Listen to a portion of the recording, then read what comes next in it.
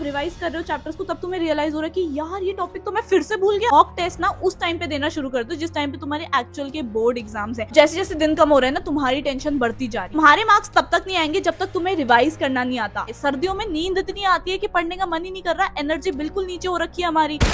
अब तो फरवरी का महीना भी स्टार्ट हो गया है, लिटरली बोर्ड एग्जाम्स में सिर्फ 10 दिन रह गए हैं और तुम्हें अभी तक भी किसी भी सब्जेक्ट में फुल कॉन्फिडेंस नहीं है। मैं पूछूं तुझे ये वाला सब्जेक्ट 100% आता है, कहीं से भी क्वेश्चन उठ के आ जाए तो तुम बोलोगे नहीं मुझे ये चैप्टर नहीं आते, मुझे ये टॉपिक नहीं आते। कोई भी सब्जेक्ट है ऐसा जो तुम्हें फुल ऑन आता है? अगर नहीं आता है ना तो भाई अभी टाइम है, प्लीज कर ले ढंग से। देखो हो जाएगा, तुम्हारे अंदर बस एनर्जी नहीं रह रही है। तुम्हारे दिमाग में सब चीजें फिट हैं। तुमने स्कूल में, ट्यूशन में या कभी कभी तो खुद ही शायद बुक में तुमने सब कुछ पढ़ रखा होगा। बस बारी है तो दिमाग को ट्रेन करने की। तुम्हें रिवाइज करना नहीं आता है। तुम जब रिवाइज कर रहे हो चैप्टर्स को तब तुम्हें रियलाइज हो रहा है कि यार ये टॉपिक तो मैं फिर से भूल गया। रिवाइज करने का भी तरीका होता है जो आज की वीडियो में मैं बताने वाली हूँ। देखो सीबीएसई खुद से चाहता है कि भाई तेरे मार्क्स आए, क्योंकि सिलेबस तो फिक्स है ना बोर्ड्स का। पिछले 12 महीने से 1 साल से तुम वही पढ़ रहे हो जो तुम्हें अब बोर्ड एग्जाम्स में लिख के आना है। ठीक है, तो पूरा सिलेबस है, कुछ भी उससे बाहर नहीं आने वाला है। ठीक है, दूसरी बात सीबीएसई ने सामने से तुम्हारे लिए प्रीवियस ईयर क्वेश्चंस अपने वेबसाइट पे दे रखे हैं कि तुम इनको प्रैक्टिस कर लो। खुद से ना एक बार प्रीवियस ईयर क्वेश्चंस को उठा के देखोगे ना तब तुम्हें रियलाइज होगा कि अरे हाँ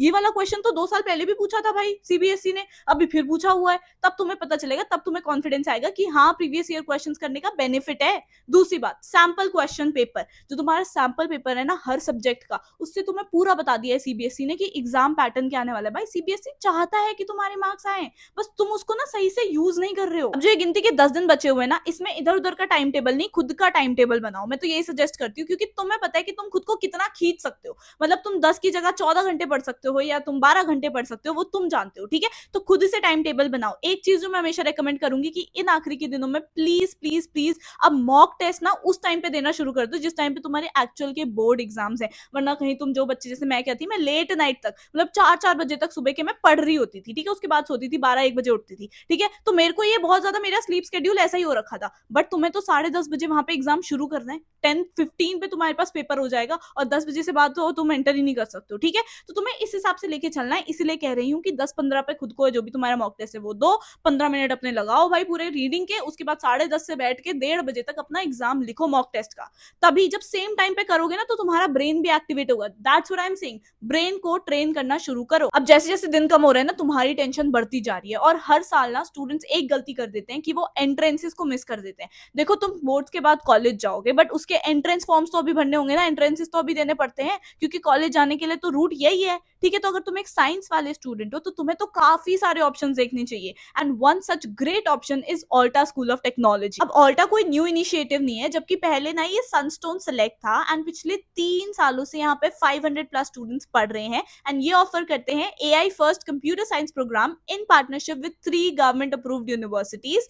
पहली is ADYPU Pune, second is Sage University Indore and IITM Murthal Haryana. Best thing is कि यहाँ AI को फाइनल ईयर तक पोस्टपोन नहीं किया जाता, जबकि फर्स्ट सेमेस्टर से ही student GitHub, Copilot, ChatGPT and OpenAI जैसे APIs पे काम करते हैं। स्टूडेंट्स को ना मांग कंपनीज के इंडस्ट्री प्रोफेशनल्स गाइड करते हैं, तो जितनी भी लर्निंग है वो काफी प्रैक्टिकल होती है। प्लस यहाँ पे ना भाई coding seminars, hackathons and 6 month apprenticeship भी होती है, ताकि तुम इंडस्ट्री रेलेवेंट स्किल्स सीख सको। साथ ही साथ यहाँ पे तुम्हें डे 1 से बढ़िया से कोडिंग करने के लिए एक पर्सनल मैकबुक भी दिया जाता है। अब एडमिशन के लिए ना तुम्हें ASAT एग्जाम देना होगा, जिसमें सिर्फ 60 MCQs आएंगे। 2 आवर्स का ये रहने वाला है। साथ ही साथ यहाँ पे अप टू 100% स्कॉलरशिप भी अवेलेबल है। लास्ट डेट अप्लाई करने की 7 फरवरी, तो प्लीज मिस मत करना, जल्दी रजिस्टर कर लो भाई। अपना फ्यूचर सिक्योर बनाओ, क्योंकि ऑल्टा का विजन ना आशीष मुंजाल एंड हर्षित अग्रवाल लीड कर रहे हैं, जो कि खुद टॉप इंस्टीट्यूट के alumni and global industry professionals हैं। इसलिए ASAT एग्जाम को मिस मत करना, अभी रजिस्टर कर लो। तुम्हारे लिए लिंक मैं डिस्क्रिप्शन में दे दूंगी, also I will pin in the comment section as well. जल्दी से जाके रजिस्टर कर लो। एंट्रेंस एग्जाम देना बहुत जरूरी है, स्पेशली साइंस वालों, तुम्हारे लिए तो बहुत ही इंपॉर्टेंट है। ठीक है, अब चलते हैं, वापस बताती हूँ कि बोर्ड्स में रिवाइज करने का एक्चुअली में तरीका क्या होता है कि तुम्हारे भी 95% से ऊपर मार्क्स आ जाए। तुम्हारे मार्क्स तब तक नहीं आएंगे जब तक तुम्हें रिवाइज करना नहीं आता, और इन आखिरी के दिनों में ना रिवाइज करने का तरीका ही पलट जाता है। देखो सिंपल सी बात है, तुम अभी क्या कर रहे हो, एक एक पूरा पूरा दिन दे रहे हो कि आज मैं मैथ्स पढ़ूंगा, कल मैं सोच रहा हूँ अकाउंट्स करूंगा, परसों सोच रहा हूँ BST करूंगा। ऐसे नहीं होता। पूरा पूरा एक एक दिन दे दोगे ना, तो जब तक तुम्हारी वापस से बारी आएगी कि चल मैथ्स दोबारा से करता हूँ, तब तक तुमने जो पहले 1 हफ्ते पहले पढ़ा था वही भूल जा रहे हो। यही तो अटक जा रहे हो तुम लोग। तो इसी इसीलिए मैं प्रॉपर बताती हूँ कि कैसे पढ़ना चाहिए। हर दिन को 4 स्टडी सेशंस में डिवाइड कर लो, ठीक है। सबसे पहला सेशन मैं पहले बताती हूँ उन लोगों का जो सुबह जल्दी उठ जाते हैं, ठीक है। जो सुबह जल्दी उठ जाते हैं तो तुम सुबह उठ के ना सबसे पहले वो वाला सब्जेक्ट किया करो जिसमें तुम्हें इंटरेस्ट है। अरे भाई मुझे तो ये करने में मजा आता है, ठीक है, ताकि नींद ना आए। सर्दियों में नींद इतनी आती है कि पढ़ने का मन ही नहीं कर रहा, एनर्जी बिल्कुल नीचे हो रखी है हमारी, ठीक है। इसीलिए सबसे फेवरेट सब्जेक्ट को सबसे ऊपर उठा लो ताकि जाग जाओ तुम लोग नींद से, ठीक है।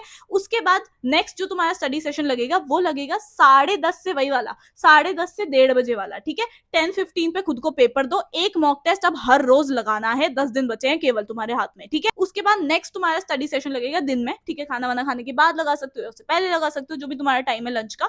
वो वाले स्टडी सेशन में तुमने कोई थ्योरी वाला सब्जेक्ट उठाना है, ठीक है, क्योंकि वो सबसे लंबा स्टडी सेशन होता है। दिन का टाइम बहुत ज्यादा होता है हमारे पास पढ़ने के लिए, तो तुम अच्छे से रट्टा भी मार सकते हो। अगर इस टाइम पे तुम्हें रट्टा भी मारना पड़े ना तो मार लो, ठीक है। बाद में हम उसके कॉन्सेप्ट को एंट्रेंस के टाइम पे दोबारा से समझ लेंगे, ठीक है। अब टाइम कम बचा हुआ है हमारा। नेक्स्ट आ जाती है बारी तुम्हारा शाम का जो स्टडी सेशन रहने वाला है। जब तुम बाहर से थोड़ा सा ना प्लीज बाहर जाओ, घूमो फिरो, अपनी तबियत मत खराब कर लेना इस चक्कर में, ठीक है। टेंशन के चक्कर में तबियत खराब हो जाती है बच्चों की। वापस आओगी तो कोई भी न्यूमेरिकल वाला सब्जेक्ट या जो तुम्हें टफ लगता है वो वाला सब्जेक्ट करना है तुमने, ठीक है। लास्ट जो तुमने खाना खा के ना बस एक बार रिवाइज करना है जो जो तुमने आज पढ़ा है। अगर तुमने एक बार रिवाइज कर लिया ना, तेरे दिमाग में वो सबकॉन्शियस माइंड में रहेगा, तू जब सो रहा होगा तब भी, ठीक है। आखिरी का काम करना है टू डू लिस्ट।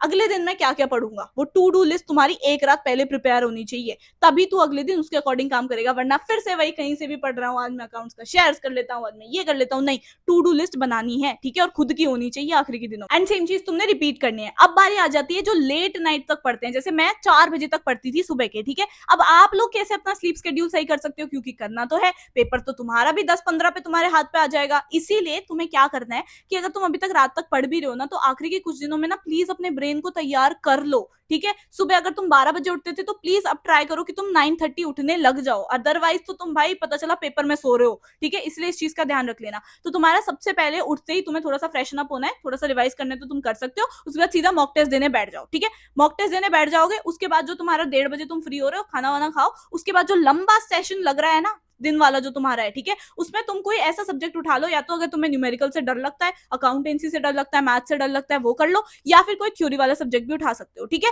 उसके बाद जब तुम थोड़ा घूमने जाओ, बाहर जाओ प्लीज तुम लोग भी, ठीक है। फिर शाम को आओगे ऐसे 6-7 बजे से लेके तुम्हारा एक स्टडी सेशन 2-3 घंटे का वो लगाना। उसमें तुम कोई भी थ्योरी पढ़ सकते हो, डायग्राम्स, फ्लो चार्ट्स के साथ, ठीक है। रिवाइज करने का तरीका भी बताऊंगी, ठीक है। ये सब कर सकते हो। उसके बाद फिर जो आखिरी का तुम्हारा स्टडी सेशन लगने वाला है डिनर करने के बाद, उसमें तुम ढंग से खींच के अपना सिलेबस कंप्लीट कर लेना, इंपॉर्टेंट टॉपिक्स कर लेना, ठीक है। उसके बाद 12 बजे के बाद जो हम पढ़ने बैठते हैं, 12 से लेके 4 बजे तक जो हम पढ़ने बैठते हैं, उसमें बीच बीच में हमें भूख भी लगती है। मुझे तो बहुत भूख लगती थी। मैगी शैगी खाना बंद करो तुम, थोड़ा सा हेल्दी ऑप्शंस रख लो, फ्रूट्स वगैरह रख लो अपने आसपास, ठीक है। या फिर वो पीनट्स होते हैं, नट्स होते हैं, उनको खा लो, ठीक है। ये ज्यादा बेटर ऑप्शन है, ठीक है। अब दूसरी चीज, जो रात वाला तुम्हारा स्टडी सेशन है ना, उसमें भी प्लीज अपना रिवाइज करो। अब मैं एक्चुअली में तरीका बता देती हूँ कि किस तरह से तुमने रिवाइज करना है, स्टेप बाय स्टेप, ठीक है। बार बार बोल रही हूँ रिवाइज कर लो। सबसे पहले तुमने अपनी एनसीईआरटी के जितने भी कीवर्ड्स लिखे हुए हैं, डेफिनेशंस लिखे हुए हैं, हाईलाइट कर रखी हैं चीजें, उनको तुमने स्किम करना है। दोबारा से पूरे पूरे चैप्टर का एक एक लाइन पढ़ने मत बैठो, धीरे धीरे वाला नहीं, स्किम करो, फटाफट से देख लो एक बार जो जो इंपॉर्टेंट तुमने हाईलाइट कर रखा है, कीवर्ड्स मार्क कर रखे हैं, कहीं साइड में नोट्स बना रखे हैं, क्विक नोट्स, तो उनको देख लो। This is the way you have to revise. NCERT सबसे ऊपर भगवान जी, ठीक है। दूसरा आ जाएगा फिर तुम्हारा जो भी इंपॉर्टेंस है, फीचर्स हैं, इन सबके जितने भी हेडिंग्स होती है ना, उन सभी को याद करना, ठीक है। स्पेशली फॉर दी थ्योरी वाले सब्जेक्ट्स ये सबसे बेस्ट तरीका होता है, ठीक है। उसके बाद नेक्स्ट आ जाएगा तुम्हें क्वेश्चंस लगाने। जी हाँ, कॉम्पिटेंसी बेस्ड क्वेश्चंस हो गए, केस स्टडीज वाले क्वेश्चंस हो गए, ये सब तुम्हें बहुत सारे लगाने, साथ ही साथ एमसीक्यूज। उसके बाद नेक्स्ट तुम्हें माइंड मैप से पढ़ना है, डायग्राम्स, फ्लो चार्ट्स, ये सब बना बना के प्रैक्टिस करो, ठीक है। इकोनॉमिक्स में इतने सारे ग्राफ्स है, वो सब बना बना के प्रैक्टिस करो। जब तुम केस स्टडीज या फिर कॉम्पिटेंसी बेस्ड क्वेश्चन सॉल्व करोगे ना, उनमें तुम्हें पता चल जाएगा असलियत कि कितने पानी में हो तुम। नेक्स्ट मॉक टेस्ट करना, प्रीवियस ईयर क्वेश्चंस करना, ये तो बहुत इंपॉर्टेंट है, मैं ऑलरेडी बता चुकी हूँ तुम लोगों को, ठीक है। तो इनको करो। एक जो टॉपर है ना, वो कम से कम 5 से 10 बार एक एक जो भी सब्जेक्ट है उनके मॉक टेस्ट देते हैं। अभी भी तुम्हारे पास दिन है, ठीक है, आराम से मॉक टेस्ट दो। जो गैप डेज है उनमें भी तुम मॉक टेस्ट दोगे तो तुम्हारे भी बढ़िया से हो जाएंगे। मैंने अपने टाइम पे खुद 5-10 सैंपल पेपर, 5-10 मॉक टेस्ट तो आराम से करे ही थे, ठीक है। तो तुम्हारा भी हो जाएगा, टेंशन लेने की जरूरत नहीं है, तुम कर लोगे यार। देखो, क्योंकि सच्ची में ना बोर्ड एग्जाम्स 10th के हो चाहे 12th के हो, मुश्किल नहीं होते। तुमने वो पढ़ रखा है, पूरे साल पढ़ रखा है तुमने, वो कहीं ना कहीं ट्यूशन में पढ़ रखा है, क्लासरूम में सुना है, आपस में बात करते हुए, तुम्हारे दिमाग में सब चीजें हैं, तुम कर लोगे वो चीजें ना। मैं बता रही हूँ तुम कर लोगे, बिकॉज आई वॉज देयर। कुछ साल पहले मैं भी तुम्हारी सिचुएशन में ही थी, इतनी कंफ्यूज, सेल्फ डाउट रख रही थी, नहीं हो पाएगा मुझसे, बट ले आई मैं 96%। बहुत आसान है। हाँ मतलब कॉमर्स और ह्यूमैनिटीज के लिए ज्यादा आसान होता है, साइंस वालों के लिए थोड़ा मुश्किल होता है, बट मैंने तो देखे हैं ना ऐसे बच्चे जो साइंस में भी लेके आते हैं। तुम कर लोगे, तुम्हारे बस में है, अभी टाइम है, 10 दिन तो अभी है, ठीक है। उसके बाद 3 दिन से तुम फिर वो फिजिकल एजुकेशन वगैरह का पढ़ने लग जाओगे, उसके बाद गैप डेज भी है तुम्हारे पास, ठीक है। तो इस तरीके से हमने अपना पूरा फुल ऑन अब जोश दे देना है, क्योंकि देखो तुम कॉल पे अपने दोस्तों को बोल रहे होगे भाई कुछ नहीं पढ़ा, भाई कुछ नहीं पढ़ा, इसी तरह दोस्त भी तुझे बोल रहा होगा, रील पे भी देखोगे कुछ नहीं पढ़ा, कुछ नहीं पढ़ा, बट वो सब रात को पढ़ रहे हैं, ये सुबह उठ के पढ़ रहे हैं, ठीक है। सब पढ़ रहे हैं इस टाइम पे, एवरीबडी इज एक्टिव, हर कोई लगा हुआ है अपने पेरेंट्स को प्राउड कराने में, सब पढ़ रहे हैं इस टाइम पे। तो तुम प्लीज इतने डिलेमा में मत रहो कि मैं पढ़ूं नहीं पढ़ूं, क्या हो रहा है, ये हो रहा है, ठीक है। All the very best. I hope तुम्हें इस वीडियो से मोटिवेशन मिली होगी, स्ट्रैटेजी समझ आई होगी, 10 दिन में पूरा गेम पलट दो प्लीज, ठीक है। All the very best guys, kindly like this video, like करा करो यार, हाइप करो थोड़ा सा, मुझे कमेंट्स में बताओ तुम कितना एम करो, बार बार लिखोगे ना किसी जगह। एक नोटबुक बनाई थी मैंने, उसमें बार बार लिखा था आई विल स्कोर 95% से ऊपर marks in my boards, I will score 95% से ऊपर marks in my boards, and that is how it came true. मेहनत करी फिर मैंने उसके लिए, ठीक है। इसे बार बार कमेंट्स में लिखा करो कि तुम्हारे मार्क्स आए, ठीक है। हाइप करा करो वीडियो को, दूसरों को मोटिवेट करा करो, लाइक करा करो, comment down below something cute and I will see in the next video.